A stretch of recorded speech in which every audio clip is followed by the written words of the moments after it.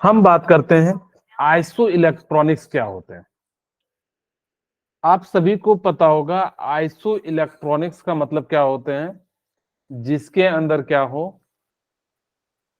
Number of electron क्या हो, same. ठीक है। दोज स्पीसीज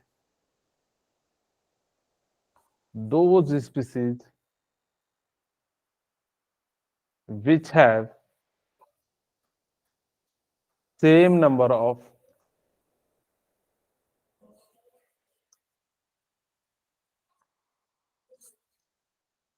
इलेक्ट्रॉन, उसको हम लोग क्या कहेंगे, आइसो इलेक्ट्रॉनिक्स कहेंगे। मुझे बताइए Na+ और Mg+2, क्या ये दोनों आइसो इलेक्ट्रॉनिक्स हैं? Yes sir. Okay, very good, thank you Anshika.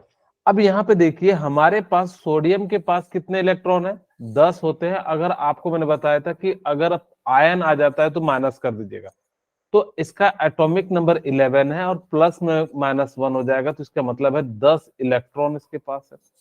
इसके पास कितने हैं, तो आपको मैंने कहा था जितना भी आयन रहेगा पॉजिटिव रहेगा तो माइनस कर देना। यहाँ पे हम लोगों ने क्या कहा था, अगर नंबर ऑफ इलेक्ट्रॉन आयन के लिए निकालना है तो एटॉमिक नंबर माइनस क्या कर देना, आयन, जितना आयन है। पॉजिटिव होगा तो माइनस हो जाएगा, नेगेटिव होगा तो माइनस माइनस क्या हो जाएगा, पॉजिटिव हो जाएगा। तो इस प्रकार से आप लोग क्या कर सकते हैं, याद रख सकते हैं। ठीक है, ओके। अब यहां से हमारे पास क्या हो जाएगा, 12 - 10, यानी कि इसके पास भी क्या हो जाएगा, ये है आपका आइसो इलेक्ट्रॉनिक स्पीसीज। मैं आपसे एक क्वेश्चन बोलूं, मुझे बताइए कि CO2 एंड NO2 क्या है, क्या ये दोनों आइसो इलेक्ट्रॉनिक्स हैं या नहीं है, बोलिए।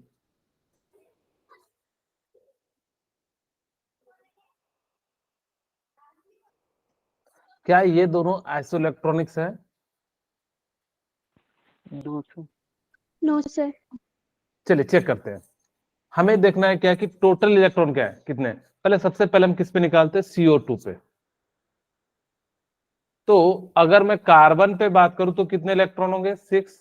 ऑक्सीजन के एक एटम पे 8 होता है, तो 2 एटम पे कितने हो जाएंगे, 16। यानी कि इस पे कितने इलेक्ट्रॉन हो गए, 22 इलेक्ट्रॉन। ठीक, अब हम बात करते हैं NO2 पे। तो नाइट्रोजन पे होते 7 और इस पे कितने हो जाएंगे, 8 × 2। यहां से हमारे पास क्या हो जाएगा, 7 + 16। ठीक है, तो यहाँ पे कितना हो जाएगा, 23 हो जाएगा। ओके, ठीक है। यहाँ पे ये दोनों आइसो इलेक्ट्रॉनिक्स नहीं। अगर मैं कहूं क्या CO2 माइनस आइसो इलेक्ट्रॉनिक्स है, तो यस अब सर। हो जाए, तब हो जाएगा। यानी कि कितना हो जाएगा, अब इसके पास कितने इलेक्ट्रॉन हो गए, 23 इलेक्ट्रॉन हो गए। तो CO2 एंड जो है क्या हो जाएगा, NO2 जो है आपका आइसो इलेक्ट्रॉनिक है। अच्छा, एक और पूछूं, मुझे बताइए CO2 एंड N2O, क्या ये दोनों आइसो इलेक्ट्रॉनिक्स है या नहीं है, चेक करके बताइए।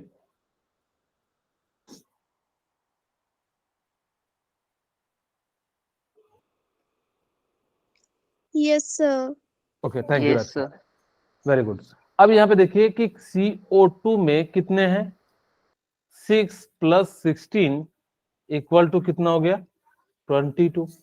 अब देखते हैं N2O में कितना है। तो N2O में देखेंगे तो नाइट्रोजन का 7 × 2 14 + 8, और यहां से हमारे पास कितना हो गया, 22। इसका मतलब है कि उसके पास क्या हो जाएगा, आइसो इलेक्ट्रॉनिक्स है। आपके नीट के एग्जाम में ऐसा नहीं आएगा कि 2 एटम दिया रहे इसमें बताना है, आपको क्या रहेगा, मल्टीपल रहेंगे।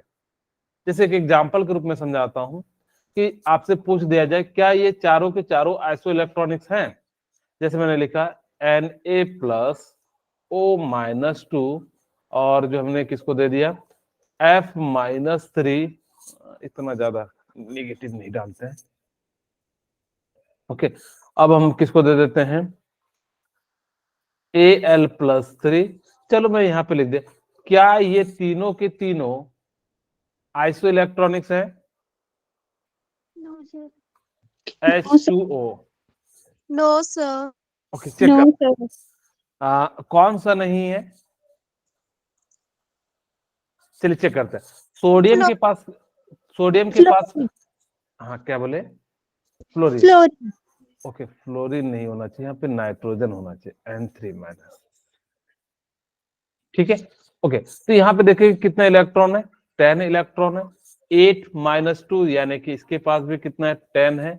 एल्युमिनियम प्लस 3 यानी कि 10 में से 3 गया तो इसके पास भी कितना इलेक्ट्रॉन है, 3। नाइट्रोजन के पास कितना है, 7, और इसके पास 3 आ गया तो इसके पास भी कितना हो गया, 10 इलेक्ट्रॉन। और इसके पास भी कितना हो जाएगा, ऑक्सीजन के पास और इसके पास 2 यानी कि 10 इलेक्ट्रॉन।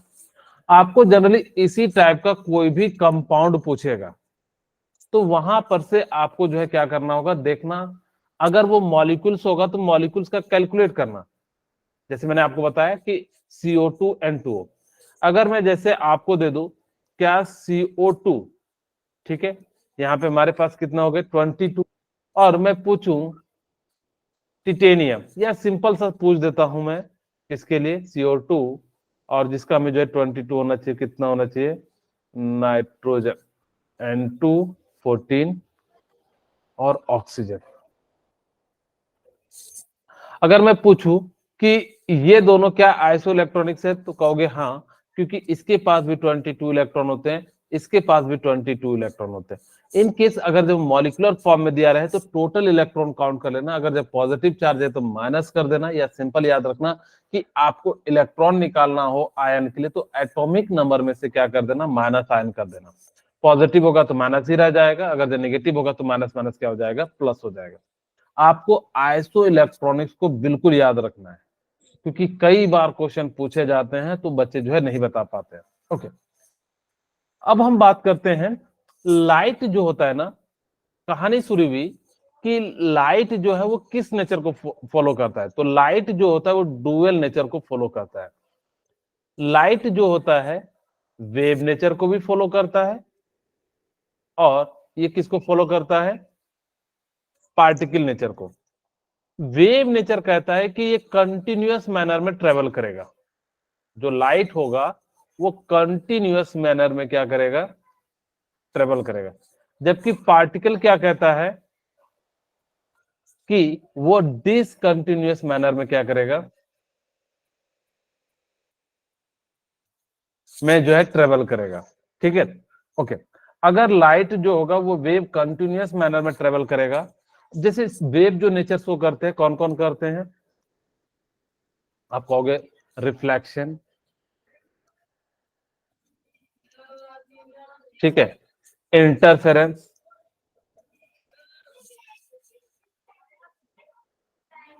ठीक है, कॉमा, रिफ्लेक्शन, इंटरफेरेंस एंड हम लोग जो है पोलराइजेशन। ये सारे के सारे जो है कहते हैं कि ये जो ना कंटिन्यूअस मैनर में क्या करेंगे, ट्रेवल करेंगे। जबकि पार्टिकल नेचर में कौन कौन कहता है, ब्लैक बॉडी रेडिएशन,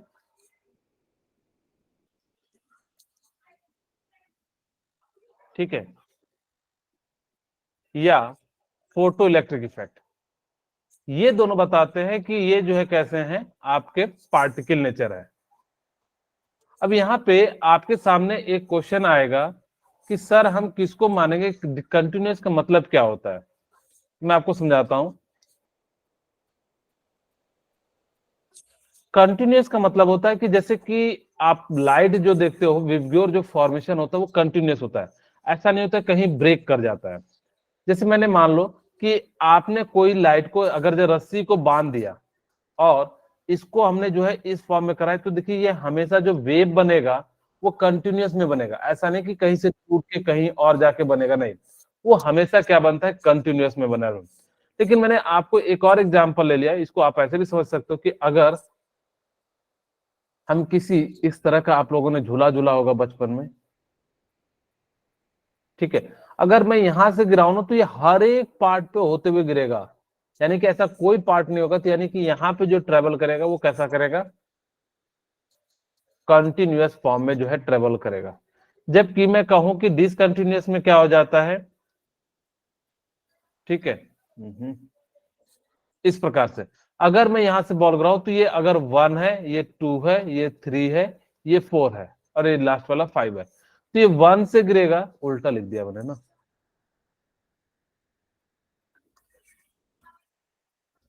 ये 1 है, ये 2 है, ये 3 है, ये 4 है और ये 5 है। तो ये 5 से पहले 4 पे गिरेगा, 4 से फिर 3 पे गिरेगा, 3 से जो है किस पे गिरेगा, 2 पे, एंड 2 से लास्ट में किस पे चले जाएगा, ग्राउंड पे, यानी कि जो 1 पे। तो वही कहता है कि यहाँ पे ना ये जो है क्या हो रहा है कि आपका डिसकंटिन्यू, यानी कि हो सकता है कि 5.5, 5.3, 5.4 इन सब चीजों पे वो नहीं गुजरे, जबकि ये जो है क्या होता है, आपका गुजरता है। ओके, वापस से चलते हैं। वही कहता है according to the this theory energy is transmitted from one body to another body the form of wave and this wave travel with the same speed as a light. ठीक है, ये जो भी वेव्स होते हैं या जो एनर्जी होती है, वो अगर जब ट्रेवल करते हैं वेव, उनको हम लोग क्या कह देते हैं, इलेक्ट्रोमैग्नेटिक वेव या रेडिएंट एनर्जी कह देते हैं। ठीक है, ये बेसिकली अभी मैं समझाऊंगा कि कितने टाइप से बने होते हैं। फिलहाल आप याद रखना कि जो इलेक्ट्रोमैग्नेटिक वेव का जो स्पीड होता है वो कितना होता है, 3 इंटू 10⁸ मीटर पर सेकेंड, या इसको हम लोग कह सकते हैं लाइट की स्पीड से ट्रेवल करता है। ठीक है,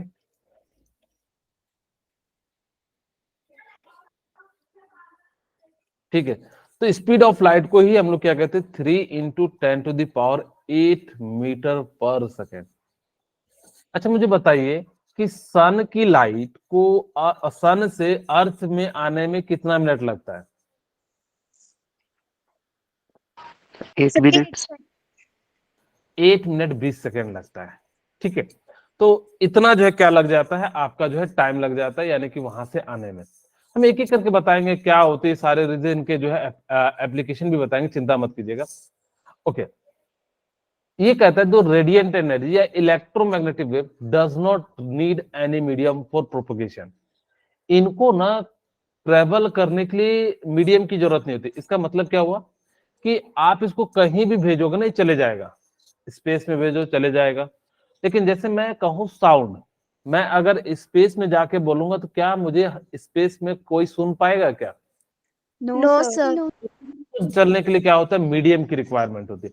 बहुत सारी चीजें होती है जो मीडियम की रिक्वायरमेंट होती है, जबकि इसको जो होता है कोई भी मीडियम की रिक्वायरमेंट नहीं होता है। ये वैक्यूम में क्या कर सकता है, it can travel in vacuum. नीचे लिख देता हूं, इट कैन ट्रेवल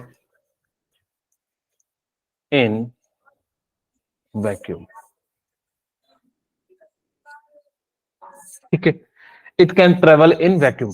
ये होता है ना, आपका वैक्यूम में भी क्या कर सकता है, ट्रेवल कर सकता है। वही कहता है इसको मीडियम की रिक्वायरमेंट नहीं होती है।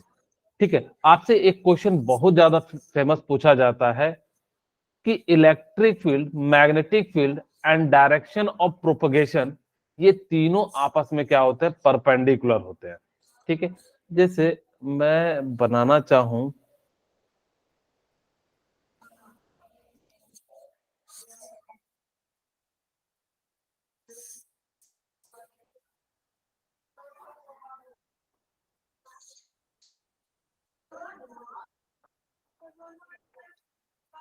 थोड़ा सा तिरछा बना देते हैं,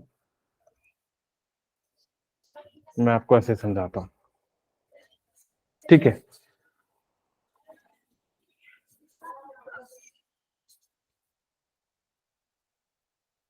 ओके, यहाँ पे ध्यान से देखिएगा कि अगर मैं कहूं कि ये जो है ना तीनों आपस में परपेंडिकुलर होते हैं। जैसे मैंने यहाँ पे आपको बना दिया, ये डायरेक्शन ऑफ प्रोपोगेशन है, नए पेज में बना देता हूँ। उतना अच्छा बनेगा नहीं, फिर भी मैं प्रयास करता हूँ। क्या हमारे पास दिया हुआ है वो डायरेक्शन वाला फोटो? नहीं, ठीक है, यहाँ पे देखिए, मैंने ये मान लिया ये डायरेक्शन ऑफ प्रोपोगेशन है। ठीक है, ओके, एक जो होगा वो कुछ इस प्रकार से ट्रेवल करेगा। ठीक है, और एक जो होगा वो कुछ इस प्रकार से ट्रेवल करेगा। ये जो होता है ना इसके, यानी कि जो इस वाले, इसको हम कह देते हैं मैग्नेटिक फील्ड। और ये जो होता है ना, जो अपर डायरेक्शन में होता है, उसको हम लोग क्या कह देते हैं, आपका इलेक्ट्रिक फील्ड कह देते हैं। ठीक है, ये तीनों आपस में परपेंडिकुलर होते हैं। यहाँ पे एग्जैक्ट आपको दिख नहीं रहा होगा क्योंकि 3D स्पेस है, तो ये बस आपको इतना याद रखना है कि electric field, magnetic field and direction of propagation जो होता है वो तीनों के तीनों क्या हो जाते हैं, आपस में 90 डिग्री पे होते हैं या राइट एंगल पे होते हैं। बस इस बात को याद रख लीजिएगा। ओके, कहता है ये ऊपर वाला जो पॉइंट होगा इसको क्रस्ट कहिएगा, नीचे वाला जो पॉइंट होगा इसको हम लोग क्या कह देते हैं, ट्रफ कह देते हैं। अच्छा, ये ध्यान दीजिएगा, एक ट्रफ से दूसरे ट्रफ के जो डिस्टेंस होता है इसको वेवलेंथ कहते हैं, या एक क्रस्ट से एक दूसरे क्रस्ट लग के जो डिस्टेंस है उसको हम लोग क्या कह देते हैं, वेवलेंथ कह देते हैं। ठीक है, ओके। यहाँ पे वेवलेंथ क्या होता है, it is defined as the distance between two nearest crest और ट्रफ। जो दो नियरेस्ट क्रस्ट होंगे, जैसे मैं यहाँ पे आपको बना दूं, जैसे मान लीजिए कि ये है, अगर कहीं से भी तीन तरीके से मैं इसको लिख सकता हूं। दो तरीका तो आपने देख लिया, या तो आप यहां से यहां का डिस्टेंस कह दीजिए, इसको हम लोग क्या कह देंगे, वेवलेंथ, या आप यहां से एक और बना देता हूं, यहां के डिस्टेंस को हम लोग क्या कह देंगे, ट्रफ कह देंगे। एक और होता है कि आपने जहां से शुरू किया और जहां पे आपने खत्म किया, ठीक है, तो इसके भी डिस्टेंस को हम लोग क्या कह देते हैं, वेवलेंथ कह देते हैं। आप सिंपली याद रखना, या तो आप यहां से शुरू करो और यहां के डिस्टेंस को हम लोग क्या कह देते हैं, आपका वेवलेंथ कह देते हैं। वही चीज कहता है कि वेवलेंथ क्या होता है, टू क्रस्ट या टू जो है ट्रफ के बिटवीन के जो डिस्टेंस होता है उसको हम लोग क्या कह देते हैं, वेवलेंथ। और इसको हम लोग किसको क्या कहते हैं, लैम्डा, और इसको रिप्रेजेंट करते हैं इस प्रकार से। ठीक है, ओके। अगर कहीं पे 1 एंगस्ट्रॉम दिया रहे तो उसको 10⁻⁻10 लिख लेना। ठीक है, अगर 1 पिकोमीटर दिया रहे तो 10 कितना लिखते हैं, -12, और 1 नैनोमीटर में हम कितना लिखते हैं, 10⁻⁻9 मीटर, और 1 सेंटीमीटर में हम कितना लिख देते हैं, 10⁻2 मीटर लिख देते हैं। ठीक है, तो ये जो हम लोग को कैलकुलेशन में जो है काम आएगा। दूसरा टर्म होता है फ्रीक्वेंसी। फ्रीक्वेंसी को म्यू से रिप्रेजेंट करते हैं। ठीक है, तो इस प्रकार से हम जो है इसको रिप्रेजेंट करते हैं। फ्रीक्वेंसी का मतलब होता है कि एक सेकंड में कितने नंबर ऑफ वेव पास हो रहे हैं। जैसे मान लीजिए यहां पे हम दिखा रहे हैं, सपोज कीजिए कि यहां पे मैंने कहा कि भाई यहां से लेके यहां तक जो है एक सेकंड में पास हुआ, बताओ इसकी फ्रीक्वेंसी कितनी हो जाएगी, कहोगे 2, क्योंकि एक यहां पे है और एक यहां पे। तो वही कहता है कि अगर हो सकता है कि इसकी फ्रीक्वेंसी ज्यादा हो तो एक और ये ट्रेवल कर सकता है। तो एक सेकंड में जितना ज्यादा फ्रीक्वेंसी ट्रेवल करेगा, यानी कि जो वेव नंबर जो है पास करेगा, उसको हम लोग क्या कह देते हैं, फ्रीक्वेंसी कह देते हैं। इसकी यूनिट याद रखिएगा, यूनिट ऑफ फ्रीक्वेंसी की क्या होती है, हर्ट्ज हो जाती है। यूनिट ऑफ फ्रीक्वेंसी क्या हो जाती है, हर्ट्ज हो जाती है। वेरी गुड, ठीक है, तो आप इसको याद भी रख लेना, आपसे जो है एक बार पूछा भी गया है, तो इस प्रकार से जाए। अब हम बात करते हैं वेव नंबर। वेव नंबर क्या कहता है कि ये जो ना रेसिप्रोकल होता है वेवलेंथ का, इसी चीज को, अच्छा यहाँ पे ना एक फॉर्मूला मैं बता देता हूँ। फ्रीक्वेंसी का जो फॉर्मूला होता है ना, आप लोगों ने घर में याद रखने के लिए, वैसे तो मैं इसको लिखूंगा तो कैसे लिखते हैं,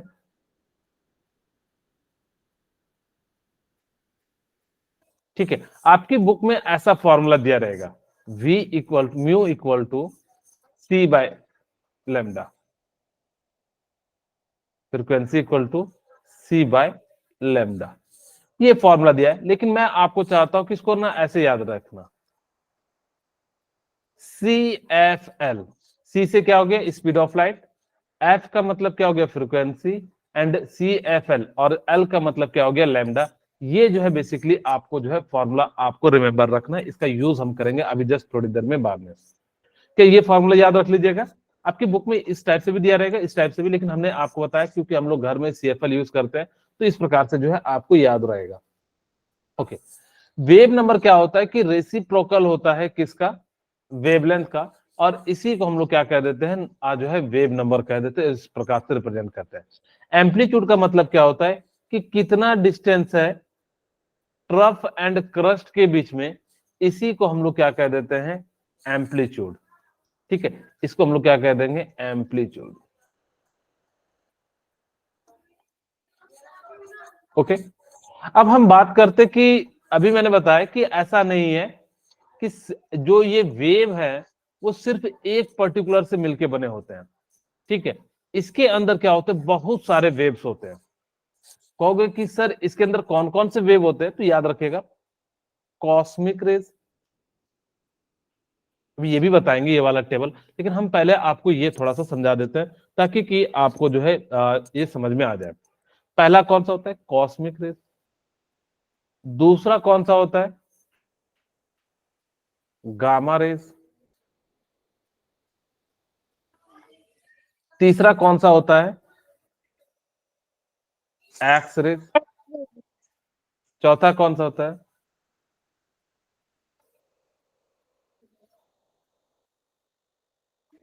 अल्ट्रा Ultraviolet.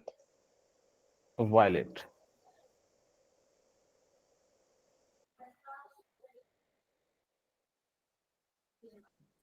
Infra red.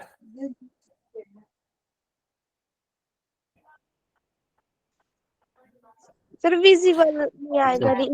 हाँ, पहले विजिबल आएगा, वही मैं भी देख रहा था, विजिबल फिर इंफ्रारेड।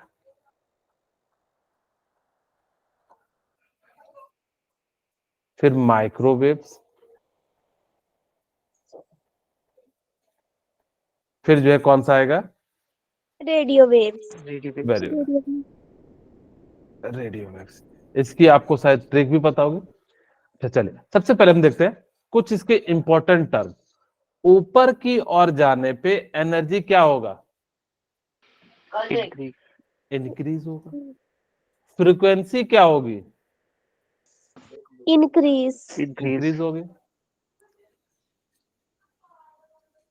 और वेवलेंथ क्या होगा, सर डिक्रीज। डिक्रीज होगा।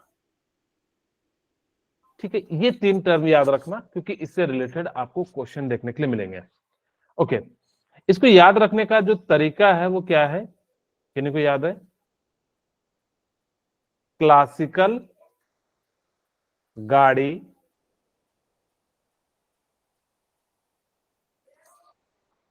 XUV इन माई रेंज।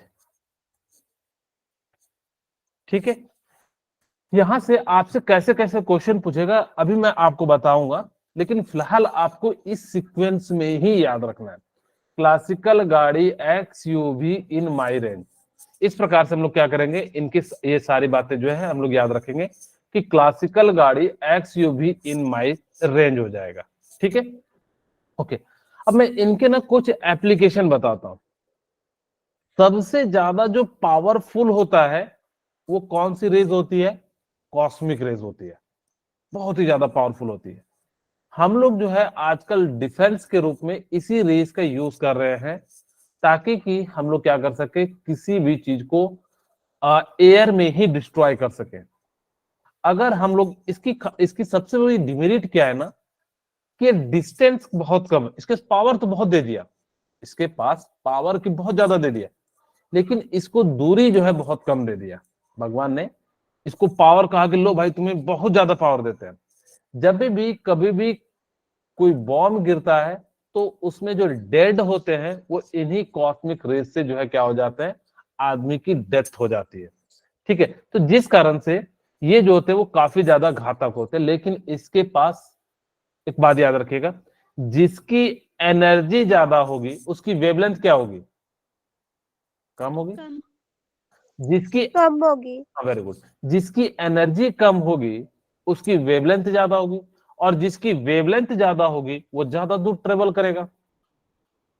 बोलिए करेगा कि नहीं। Yes sir. तो हम यहाँ पे बात करें तो कॉस्मिक रेज होती हैं वो डिस्टेंस जो है बहुत कम होता है, लेकिन हम इसका कहाँ पे यूज करते हैं, डिफेंस के फील्ड में जो हम लोग काफी ज्यादा यूज करने का ट्राई कर रहे हैं। दूसरा होता है गामा रेज।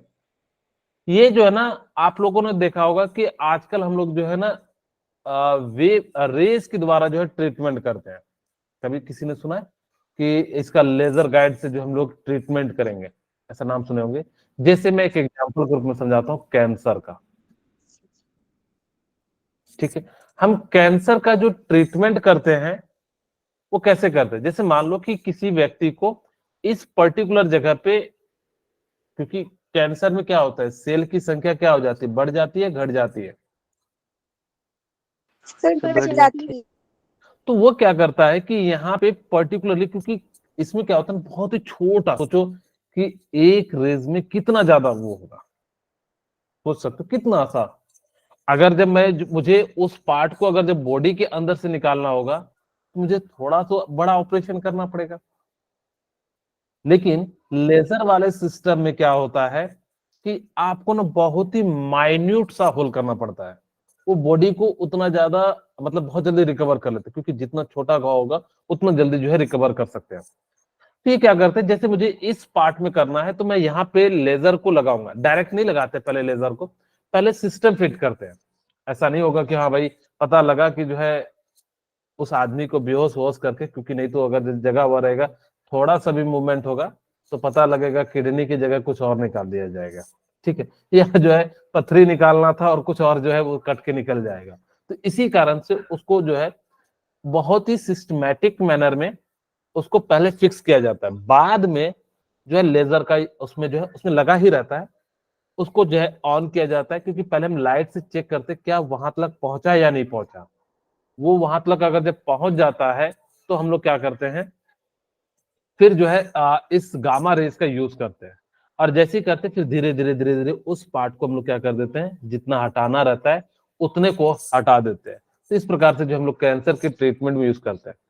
इंडियन जो डीआरडीओ है वो काली में जो है यूज किए हुए, यानी कि वो जो रूल यूज किया जाता है वो कौन सा यूज किया जाता है, गामा रेज का यूज किया जाता है। ठीक है, काली, काली एक डिफेंस का नाम है, तो वहां पे जो है इसका यूज किया जाता है। तो ये सारी जगह पे हम लोग क्या करते हैं, इनका जो यूज करते हैं। एक्स रेज, एक्स रेज आप लोगों ने पता होगा कहाँ पे यूज किया जाता है। सर बोन्स में फ्रैक्चर हो हाँ जाए उनको देख। ठीक है, ब्रोकन जो है बॉन्स, या बॉन्स को हम डिटेक्ट करने के लिए कि कौन सा बॉन्ड मतलब जो है टूटा है या नहीं है, या जेम्स को पता करने के लिए। आज सभी को पता होगा कि कैसे पता करते हैं। जैसे मैं यहाँ पे समझाता हूँ, मान लीजिए ये लेग पीस है। ठीक है, आप लोगों ने देखा होगा इसी टाइप का कुछ बना होता है। मान लीजिए ये लेग पीस है, लेग पीस है, ये कुछ और है पता नहीं, हम खाते नहीं है तो इसलिए पता नहीं है। तो यहाँ पे मान लो कि मैंने फ्रैक्चर हो गया। अब जैसे ही फ्रैक्चर हो गया, ये एक्सरे यहां से हमने पास करा रहे हैं। आपको पता होगा कि हड्डी जो है ना एक्स रेज को पास नहीं होने देता है, और जब इसको पास नहीं होने देगा तो यहाँ तो आपको नहीं दिखेगा, और यहाँ पे क्या होगा, यानी कि जो है व्हाइट दिख जाएगा। बाद में जो इमेज होगा तो इसका मतलब यहाँ पे कैसा दिखने लगता है, क्रैक जैसा दिख जाता है, क्योंकि यहाँ से लाइट पास हो गया। तो जिस कारण से हम लोग क्या करते हैं, इस प्रकार से हम लोग क्या कर लेते हैं, पता कर लेते हैं कि आपकी हड्डी टूटी है या नहीं। बहुत सारे जो कीमती जो होते हैं जैसे डायमंड, अब पता लगे कोई चिपका के भेज देगा, मान लो कि क्योंकि इसकी साइज पे बहुत ज्यादा वेरी करता है। अगर साइज इसका बड़ा होगा तो उसका बहुत ज्यादा कॉस्ट होगा, और अगर जब मान लो किसी ने चिपका के भेज दिया तब तो बहुत ज्यादा नुकसान हो जाएगा, क्योंकि करोड़ों का चीज होता है। तो उसको भी हम लोग क्या करते हैं, यहाँ पे यूज करते हैं। अच्छा, जो एक्सरे जो मेजर किया जाता है ना, वो किस में मेजर किया जाता है, रॉन्ट जॉन में किया जाता है, रॉन्ट जॉन में किया जाता है।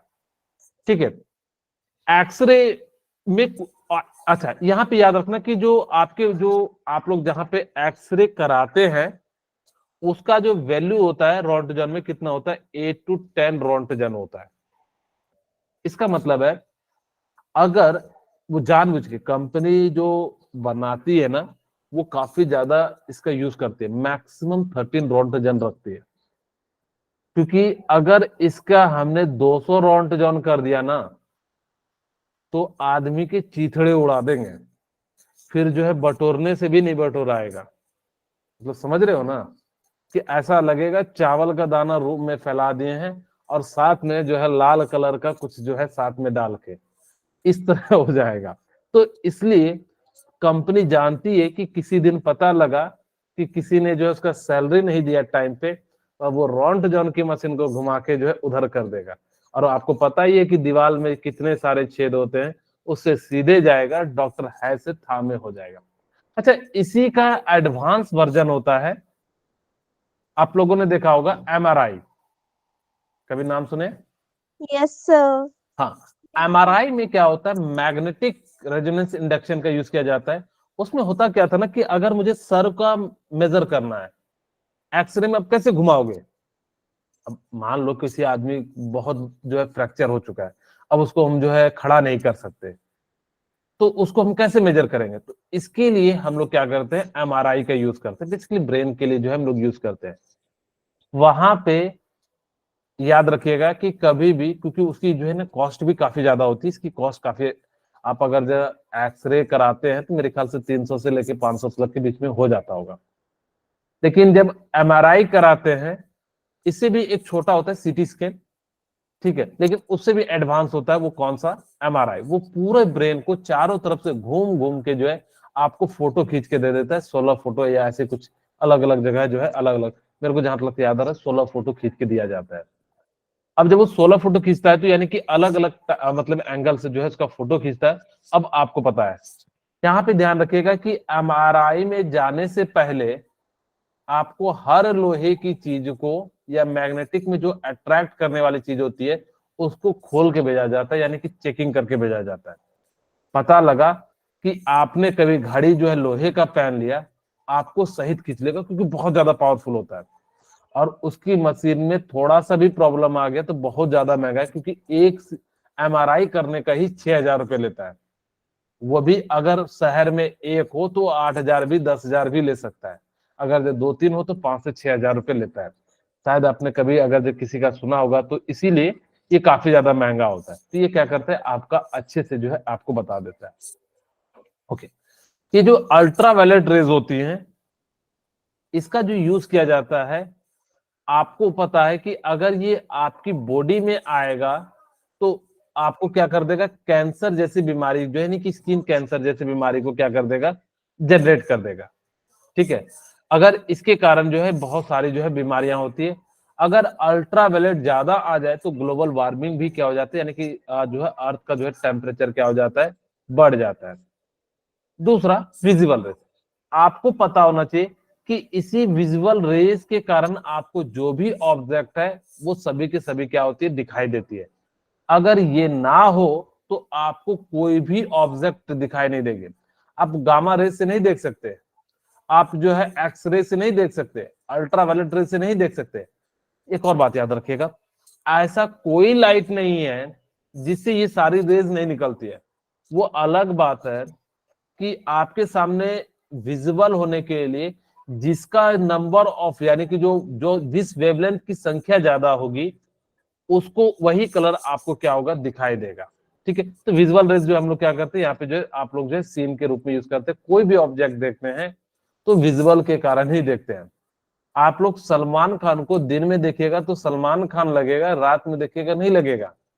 ठीक है, अगर जब मान लो कोई भी हीरो को देख लेते हैं तो अब उसका जो है क्यों दिखाई देता है, क्योंकि वो रिफ्लेक्ट करके जो उसी कलर का जो है आपको दिखाई देगा। अब मान लो कि ये काला है, इसका मतलब है सारे वेवलेंथ को अब्सॉर्ब कर ले। मैं थोड़ी देर में समझाऊंगा। अभी हम बात करते हैं इंफ्रारेड। इंफ्रारेड का मतलब क्या होता है कि आपसे एक क्वेश्चन पूछूं कि जो हीट होती है सनलाइट में वो किस रेस के कारण होती है? इंफ्रारेड। Very good. इसी कारण से जो आपको हीट प्रदान होता है वो इंफ्रारेड होता है। अब एक बच्चा मुझसे पूछता है कि सर ठंडी में क्यों नहीं होता है? एक्चुअल में इंफ्रारेड जो है ठंडी के समय में बहुत ज्यादा दूरी से जो है ट्रेवल करके आता है। आपको पता है, क्योंकि इस समय जो है सन की लाइट जो है काफी दूर से आती है, जिस कारण से यहाँ पे जो वेव आते आते उसकी एनर्जी क्या हो जाती है, कम हो जाती है। तो ये जो है इस प्रकार से यूज होता है। उसके बाद बात करें माइक्रोवेव्स। माइक्रोवेव्स क्या होते हैं? जैसे कि आप लोगों का ओवन, आजकल जो खाना बनाते हैं ओवन, उसमें जो हम लोग क्या करते हैं यूज करते हैं, ठीक है, मोबाइल में, इसमें जो हम लोग क्या करते हैं यहाँ पे यूज करते हैं, वैसे रेडियो वेव्स का इसका यूज किया जाता है। इंफ्रारेड का यूज जो है आप रिमोट में भी यूज करते हैं। आप जो रिमोट है, जो टीवी चलाते हैं या कोई भी एसी उसी चलाते हैं, उसमें जो रेज भरा जाता है वो कौन सा रेज भरा जाता है, इंफ्रारेड भरा जाता है। ये सभी के सभी रेज आपको दिखाई नहीं देंगे, सिर्फ और सिर्फ आपको विजुअल रेज ही दिखाई देंगे, ठीक है। रेडियो वेव्स, आप लोगों ने देखा होगा कि रेडियो वेव्स जो होते हैं, जैसे कि आपका रेडियो या फिर आपका टीवी, ये सारे जो है चलते हैं वो किस पे चलते हैं, आपका रेडियो वेव में।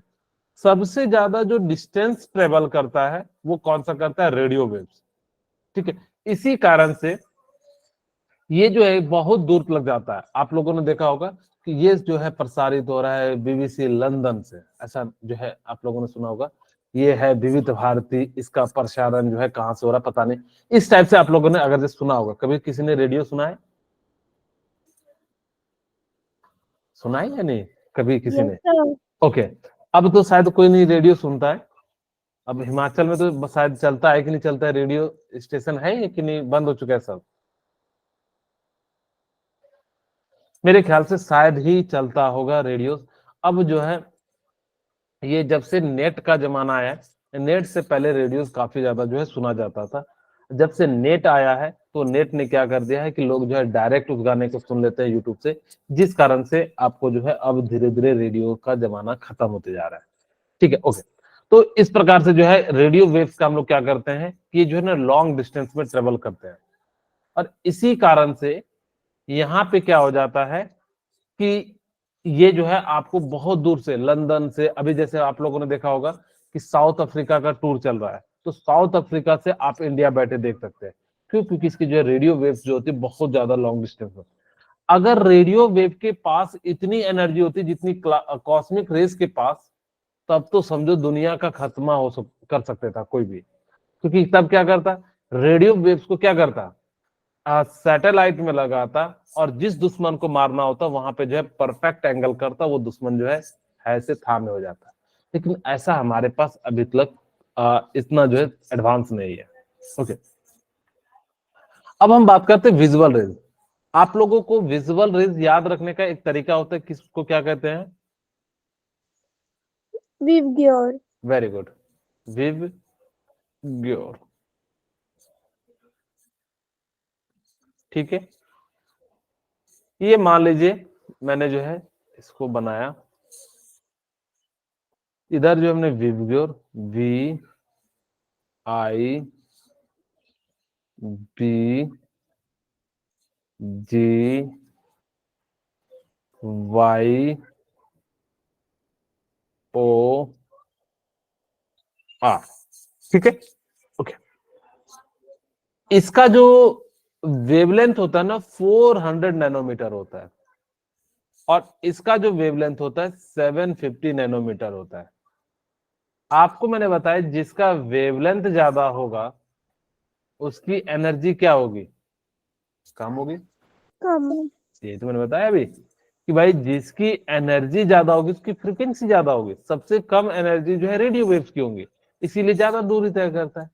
आप लोगों ने देखा होगा, अच्छा यहाँ पे ना अप्रोक्स में वैल्यू लिख देता हूं, ये कितना हो जाता है 450, ये 500, और ये 550, और ये कितना हो जाता है 600, और ये 650, और ये जो होता है 750 हो जाता है, ठीक है।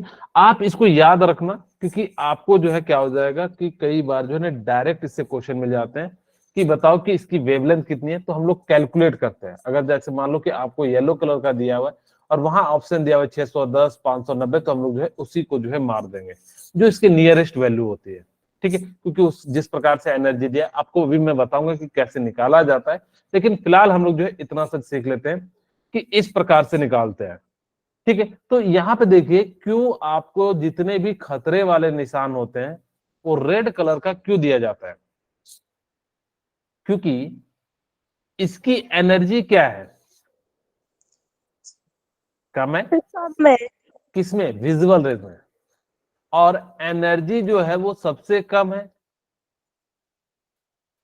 तो अगर जिसकी एनर्जी कम होगी तो उसका वेवलेंथ क्या होगा? ज्यादा होगा। वेवलेंथ ज्यादा हो जाएगा। अगर वेवलेंथ ज्यादा होगा तो डिस्टेंस क्या करेगा? कम ट्रेवल करेगा। डिस्टेंस ज्यादा ट्रेवल करेगा। करेगा। हाँ, अगर वो डिस्टेंस ट्रेवल क्या करेगा? हाई करेगा। अगर डिस्टेंस ट्रेवल हाई करेगा तो बताओ दूर से दिखेगा? Yes sir. बिल्कुल। इसी कारण से आप लोग जो है खतरे की जगह पे हम लोग क्या यूज करते हैं? रेड कलर का यूज करते हैं। बॉर्न किस लिए दिया जाता है? ताकि कि लोगों को डर लगे, यानी कि डर का सिंबल होता है, यानी कि हड्डी। तो इसीलिए जो है जितने भी जगह होते हैं जो बहुत ही ज्यादा खतरनाक होते हैं, तो वहां पे रेड कलर के साथ जो है दो गो हड्डी जोड़ दिया जाता है। कहते हैं हड्डी से हड्डी जो है तोड़ दिया जाएगा अगर यहाँ आओगे तो। खैर ऐसे मैं मजाक कर रहा हूँ। तो इस कारण से अब आप लोगों को समझ में आ गया होगा। उसके बाद देखिएगा आपको बस का जो कलर होता है वो कौन सा होता है? येलो कलर का। ठीक है, क्यों? क्योंकि ये जो है क्या हो जाता है कि ये भी जो है आपको दूर से दिखाई दे जाता है। लेकिन हमें जो है बच्चों के लिए इसका जनरली हम लोग यूज करते हैं एक स्पेसिफाई, ये भी जो है बहुत ज्यादा दूर से दिखाया जाता है। आपको वायलेट कलर जो है आपको नहीं दिखेगा। आपको जो है वायलेट कलर जो है बहुत ज्यादा दूर से आपको नहीं दिखेगा। लेकिन red colour, orange colour and yellow colour जो है क्या हो जाता है? आपको बहुत ज्यादा दूर से दिखता है। इसीलिए हम लोग जो कपड़े पहनते हैं ना, अगर मुझे दूर से दिखाना हो तो देखिएगा टेंट सब में इन्हीं तीन का कलर का यूज किया जाता है जनरली। कुछ लोग ग्रीन का भी कर देते हैं लेकिन बहुत कम करते हैं। जनरली देखना पिंक, अच्छा इनके बीच में जो कलर होता है उनका भी हम लोग यूज कर सकते हैं। यहाँ तो मैंने आपको बताया कि थोड़ा सा सकता है येलो से थोड़ा सा ज्यादा इधर आ जाए तो ऑरेंज आ जाएगा, थोड़ा थोड़ा येलो आ जाएगा।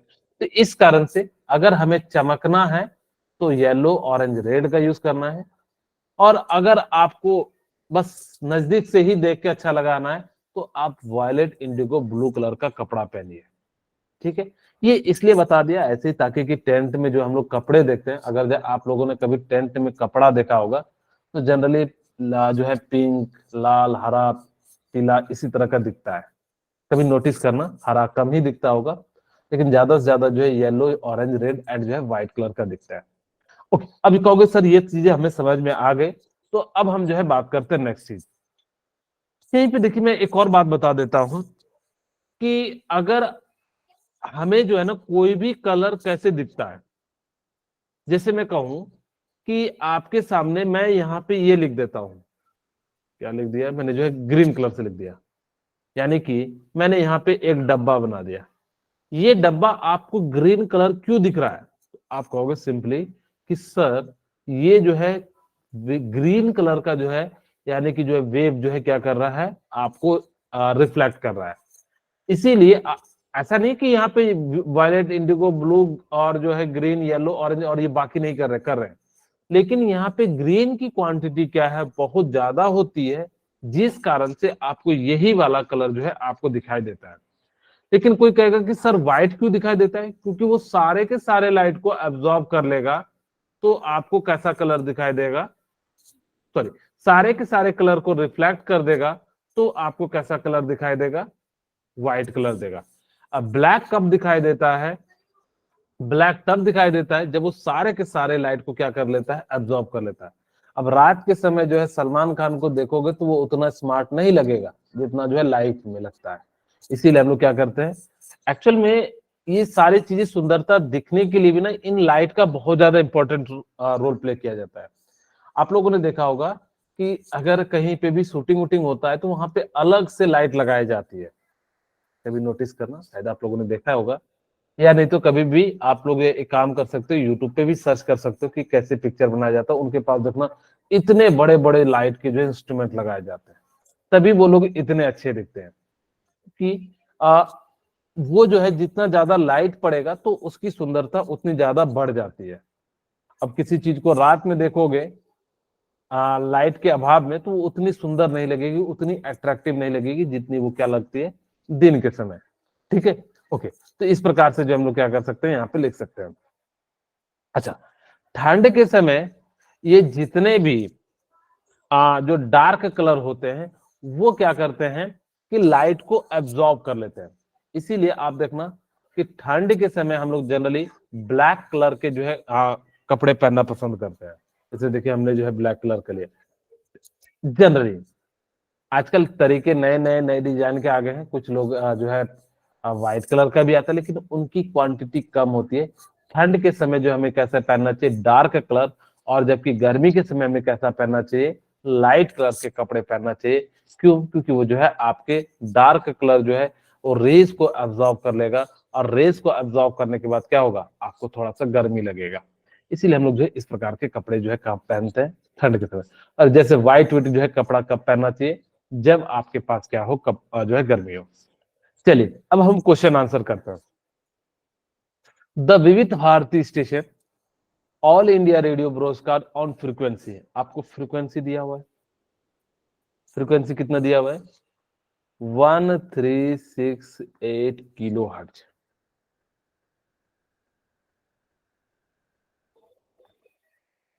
ठीक है, कैलकुलेट द वेवलेंथ, लैम्डा निकालना है। अब देखो, आपको मैंने एक फॉर्मूला बताया था, CFL, C इक्वल टू क्या था, फ्रीक्वेंसी इनटू लैम्डा, और लैम्डा इक्वल टू क्या हो जाएगा, C बाय फ्रीक्वेंसी। क्या इतनी सी बात क्लियर हो गई? ओके, तो लैम्डा की वैल्यू निकालनी है। C की वैल्यू आपको पता है कितनी होती है, 3 into 10 raised to power 8. 3 into the power very 8. Good, 3 into 10 to the power 8 metre per second. ठीक है, ओके। अब हम बात करते हैं कि ये जो फ्रीक्वेंसी है वो कितना दिया हुआ है, 368 किलो हर्ट्ज। किलो हर्ट्ज को हमने किस में कन्वर्ट कर लिया, 3 में, 10 raised to power 3. और यहाँ पे क्या हो जाएगा, 1/2 इनवर्स, क्योंकि आपको मैंने बताया था कि इसका यूनिट क्या होता है, सेकेंड इनवर्स होता है, 1/t।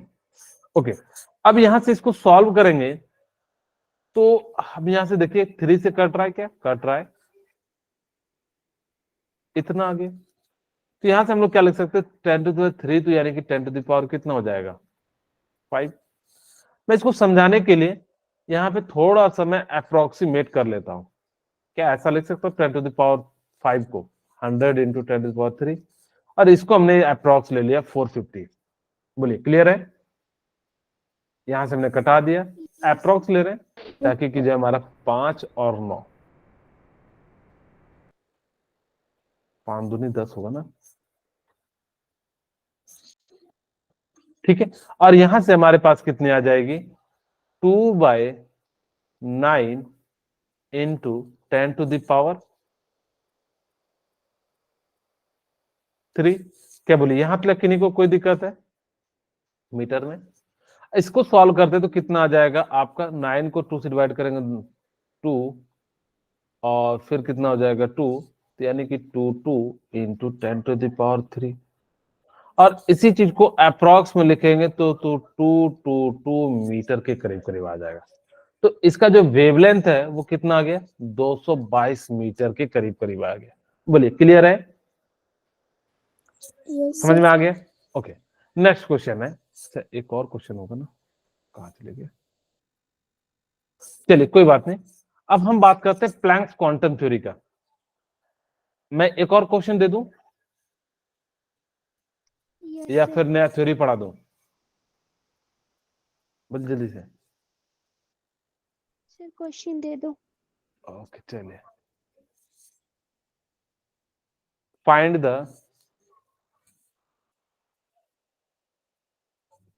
The wave number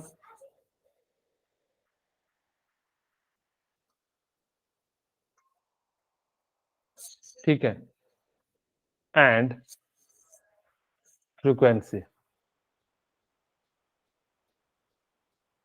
if its wavelength is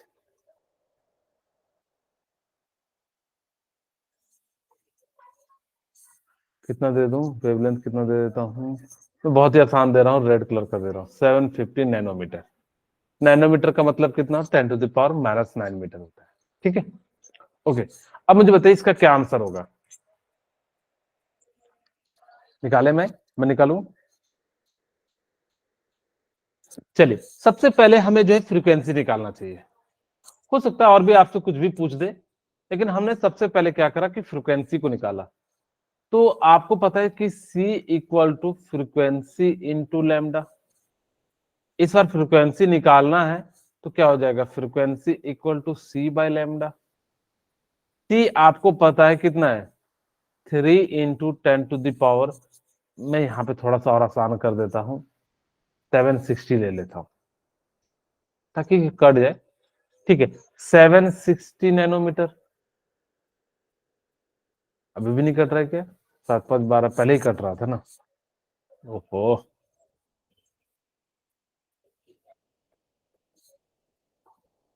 नहीं तो ऐसे फ्रैक्शन में आएगा, कोई दिक्कत नहीं है। 10 टू द पावर -9 मीटर हो जाएगा।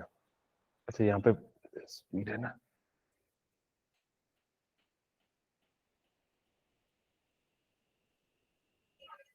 ठीक है। लैम्डा की वैल्यू किस में आ जाएगी, मीटर में। ओके, और 750 नैनोमीटर है तो 10 टू द पावर कितना हो जाएगा, -9 हो जाएगा। ओके, ये ऊपर जाएगा तो यहां से कटा दीजिए, 2 5 250 और 1/250 इंटू 10 टू द पावर 17 हो जाएगा। मैं यहाँ पे 100 ले लेता हूँ, into 250 into 10 to the power कितना हो जाएगा, 50। एक जीरो से एक जीरो, और 5 दूना 5, एक और जीरो ले लेते हैं हम यहाँ पे 14 कर देते हैं।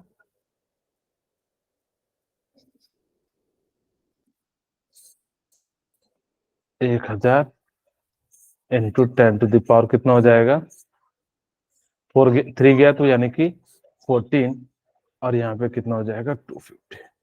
ये कट जाएगा कितनी बार में, 25 चौके। तो इसकी वैल्यू कितनी आएगी, 4 इंटू 10 टू द पावर 14। यहाँ पे जस्ट सेकेंड इनवर्स आ जाएगा, क्योंकि ये नीचे रहेगा, मीटर से मीटर कैंसिल हो जाएगा। तो इस प्रकार से सेकेंड चीज, अब हमें क्या निकालना है, वेव नंबर। वेव नंबर का फॉर्मूला क्या था, 1/λ। ठीक है, क्या था, 1/λ। अच्छा हम यहाँ पे ना एक चीज कर सकते थे कि सबसे पहले फ्रीक्वेंसी निकालते और 1/λ से C को मल्टीप्लाई कर देते। आप ऐसा भी कर सकते थे, लेकिन फिलहाल हमने जो है यहाँ निकाल लिया है तो कोई दिक्कत नहीं है। 1/λ, लैम्डा की वैल्यू कितनी है, 750 नैनोमीटर, 10 टू द पावर -9, और यहां से हमने सॉल्व किया तो 10 टू द पावर मैंने 1000 यहाँ भी ले लिया, तो यहाँ पे कितना हो जाएगा, 10 टू द पावर 5 और 750। एक जीरो से 25 चौके 25 दिया, और यहाँ पे कितना आ जाएगा, 1.33 इंटू 10 टू द पावर 5 आपका जो है वेव नंबर हो जाएगा। तो इस प्रकार से हम लोग जो है क्या लिख सकते हैं कि ये जो है आपका वेव नंबर। अच्छा यहाँ पे ना मैं एक दो बातें और बता देता हूं इस डायग्राम से। यहाँ पे देखिए कि आपकी फ्रीक्वेंसी जो है रेडियो वेव्स के लिए लो होगी, एनर्जी लो होगी, लेकिन वेवलेंथ क्या हो जाएगी, बहुत ज्यादा हो जाएगी। ठीक है, लेकिन गामा रेज हमें जो हमने आपको बताया सबसे ज्यादा जो होता है वो रेज कौन सी होती है, कॉस्मिक रेज, फिर गामा रेज, फिर एक्स रेज, फिर UV rays and visual rays, फिर इंफ्रारेड एंड माइक्रोवेव एंड जो है रेडियो वेव्स होता है। इसी को इलेक्ट्रोमैग्नेटिक स्पेक्ट्रम भी कहा जाता है। ठीक है, इसी चीज को हम लोग क्या कहते हैं, इलेक्ट्रोमैग्नेटिक, यानी कि ये जो रेज होते हैं ना वो इन सब चीजों से मिलके बने होते हैं। ऐसा नहीं कि सिर्फ इतने से ही बने होते हैं, इन्हीं सात से, 2 2 4 2 6 एक साथ से बने होते हैं, और भी बहुत होते हैं, लेकिन हमें जो है इन्हीं सब चीजों के बारे में ज्यादा पढ़ना होता है। ठीक है, ओके, तो यहाँ पे ध्यान रखिएगा जो गामा रेज होती है इनकी फ्रिक्वेंसी ज्यादा होती है, इनकी एनर्जी ज्यादा होती है, और वेवलेंथ क्या हो जाती है आपकी, बहुत बहुत कम हो जाती है। तो इस प्रकार से जो है इसी को हम लोग क्या कह देते हैं, इलेक्ट्रो स्पेक्ट्रम कह देते हैं। यहाँ पे जो देखिए आपका जो कितना आ जाता है, 3 इंटू 10 टू द पावर 9 जो है वेवलेंथ हो जाता है रेडियो वेव्स का, और यहाँ पे कितना हो जाता है, 0.001 एंगस्ट्रॉम में हो जाता है। अब यहाँ पे देखिए विजुअल रेज में कहाँ पे हमारा विजुअल रेज, यहाँ पे, तो यहाँ पे देखिए विजुअल रेज में कितने से करीब आ रहा है, 3800 एंगस्ट्रॉम से 7600। एक बच्चा कहेगा कि सर आपने तो 450 नैनोमीटर टू 750 नैनोमीटर बताया। एक्चुअल में अगर आप इसको एंगस्ट्रॉम में करोगे तो एक जीरो यहाँ बढ़ा के जो है यहाँ पे क्या कर देंगे, इस प्रकार से लिख देंगे। तो इन्होंने भी वैसे ही किया, यानी कि एंगस्ट्रॉम में इस प्रकार से लिख दिया। ठीक है, तो आज की क्लास यहीं पे रखते हैं, फिर नेक्स्ट क्लास में से आगे बात करेंगे।